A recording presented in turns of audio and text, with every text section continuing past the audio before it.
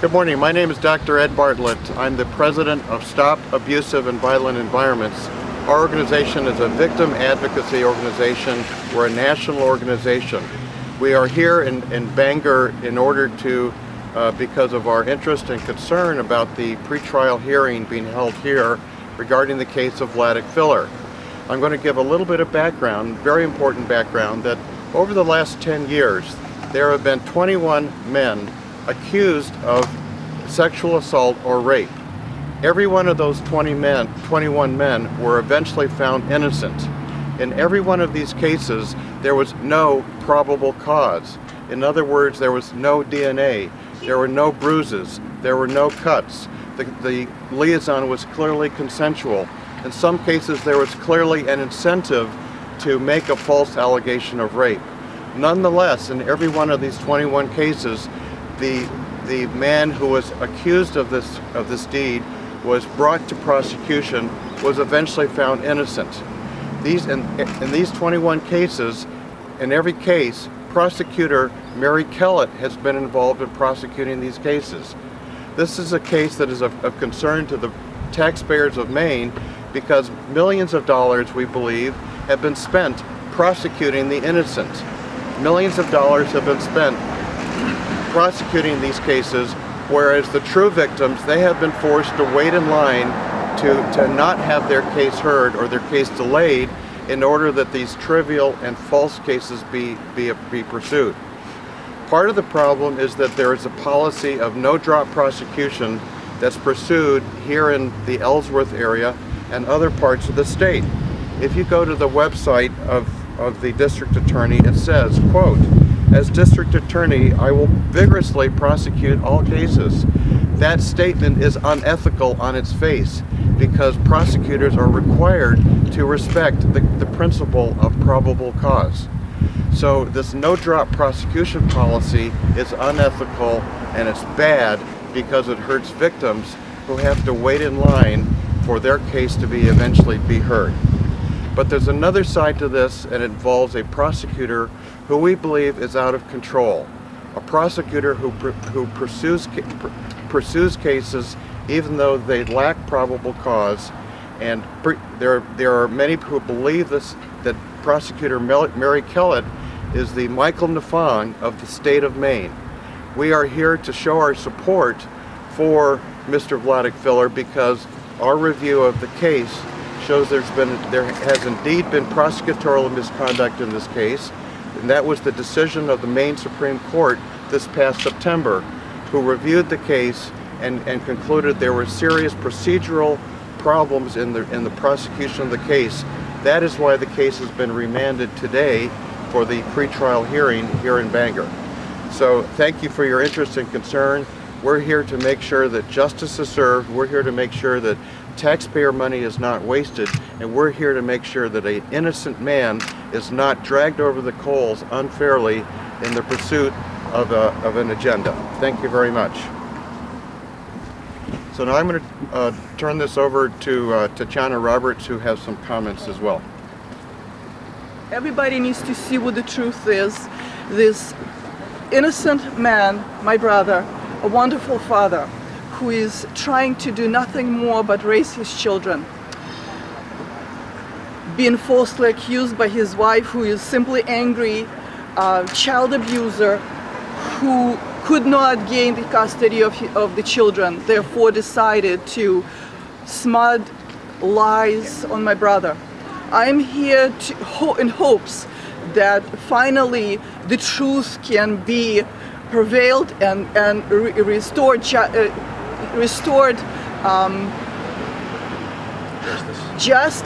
restored people's beliefs in justice system, because so far for the four years I have not seen much of justice. Thank God for the Supreme Court ruling with truth behind. We have evidence to prove that my brother done nothing. This is simply being overzealous prosecutorial abuse and nothing more, an angry wife who wants nothing more than punish my brother for choosing to leave him. So I'll turn this over to Steve Weber, to Michael Weber, to Steve Casco. Thank you. To Michael Weber to share his account.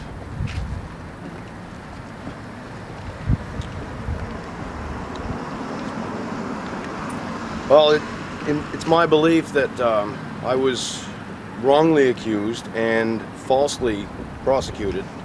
There was no circumstantial evidence. There was so many questions. There were so many professionals that discredited findings, and I was prosecuted anyway. In my opinion, it turned into be a witch hunt, and I was guilty automatically. And it destroyed a big portion of my life. And it's not fair. If somebody commits a crime, yes, prosecute them, find them guilty, and they will serve their sentence.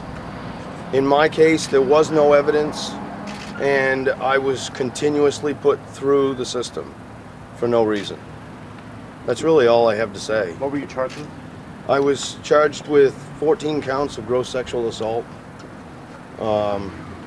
And it was the first time. And the second time, again, I was found innocent the first time on all 14 counts.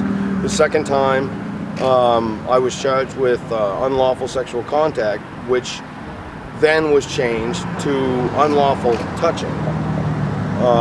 And that was also acquitted. There was no findings, there was no evidence. How long ago was this, Michael? This was, the first one was, let's see, I was 35, so it would have been 3 years ago. The second one was a year and a half ago. And I just finished up a year ago. And I mean, I've been fighting this for 4 years, pretty much. And it's just been an ongoing battle. And I don't want to see somebody else have to go through what I have. It's amazing what it does. And being in the community and in a small business, you're constantly looking over your shoulder. You know, it really destroys your life. So that's really all I have to say. Where are you from, Michael? Penobscot. Can I ask your attorney a couple questions? Sure. Tell me your name and title. Steve Jeskowicz. I have successfully prosecuted and unsuccessfully prosecuted and defended for over 30 years. Mike's case is interesting in this aspect. He was involved in essentially a custody fight, and there was a guardian ad litem, a professional person, who interviewed his two stepdaughters and asked specifically whether or not there were any issues regarding Mike while he was their stepfather. They adamantly denied that there were. The guardian ad litem recommended that Mike's natural daughter be in Mike's custody. Immediately, within 2 days of issuing that report, the two stepdaughters accused him of regularly, nightly molesting both of them together in their bedroom down the hall from where their mother was sleeping. The guardian ad litem reinstituted his investigation, did a great job, and concluded that the allegations were more likely the result of his recommendation of the change of primary residence of their stepsister than having any basis in fact.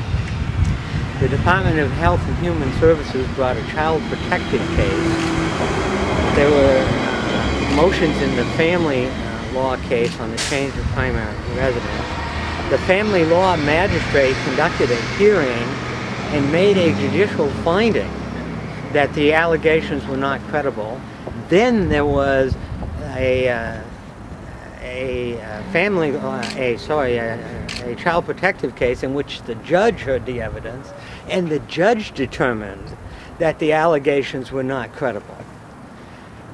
10 months later, after two judicial findings and a guardian ad litem finding that the allegations were not credible, the district attorney's office indicted him. Please understand, there wasn't enough evidence 3 times earlier to sustain proof by a preponderance. The state then indicted, alleging they could prove beyond a reasonable doubt that Mike was guilty.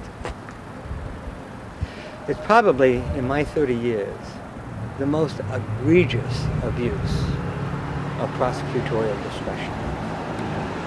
I hate to say that, but you know, this isn't Durham, North Carolina, and Mike's not a college lacrosse player. He's an innocent man who was wrongly accused.